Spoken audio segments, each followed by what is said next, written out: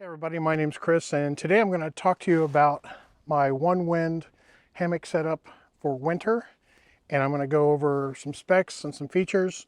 I'm going to go over my use case for this, and I'm also going to talk about some things that I like and maybe some things that could be improved. So let's get started. Okay, so let me go over the components of this setup. I've got a windsock and I have the hammock. The hammock is a 12-foot double XL hammock, and it comes with cinch buckles, it comes with tree straps, and it also comes with a bug net, a bottom entry bug net that I don't have on right now. So what I'm going to do is talk a little bit about the specs of the hammock first. The hammock is a 2.1 ounce 20D nylon hexagon ripstop material.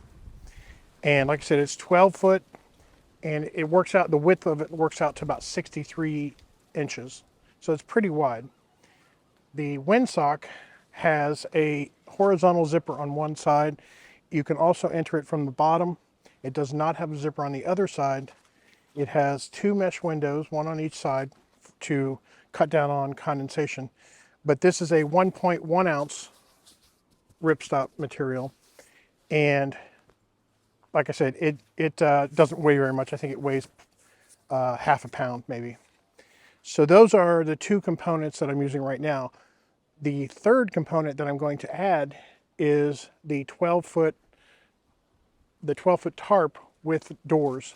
I'm going to put that on top of this just to keep the wind down. As you can see, it's pretty windy. So I'm going to add that next, and then I'll talk about it. All right, so I got the tarp up. It's kind of janky how I have it set up, but it's in a modified porch mode kind of thing. But I want to talk about the tarp. It is a 1.1 ounce 20D nylon ripstop as well, with a silicone coating. It has doors, so this one comes with doors, and it has tie outs halfway up the wall. It has a tie out on each end and in the center, and the same on the other side. And this tarp weighs, I believe it says 1.86, so it's heavier. It's heavier than something like Dyneema, but it's also budget friendly, which is, all of these items are budget friendly. They're not the lowest end budget, they're not the highest, but they're about the middle. So it's quality gear, but it's not a huge price. That's what I like about it. And that's really my use case for this, is to test out gear that people could afford if they want to get started in hammocking and backpacking with the hammock. This, I think, is a good setup, and my use case for right now is just getting in out of the wind, keeping my stuff dry, and having a comfortable night's sleep. So what would I improve? There's not much I would improve given the price point, but what I would say is I would say on the bug net that you haven't seen, they do have a zipper type as well. Just make that standard on all.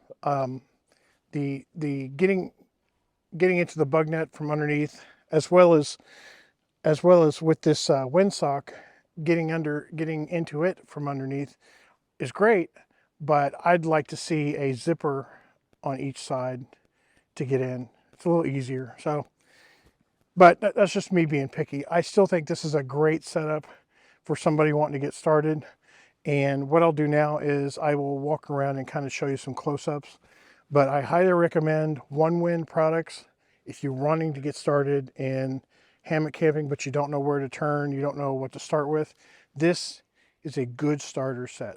So I hope you've enjoyed this, and stay tuned for the close-ups.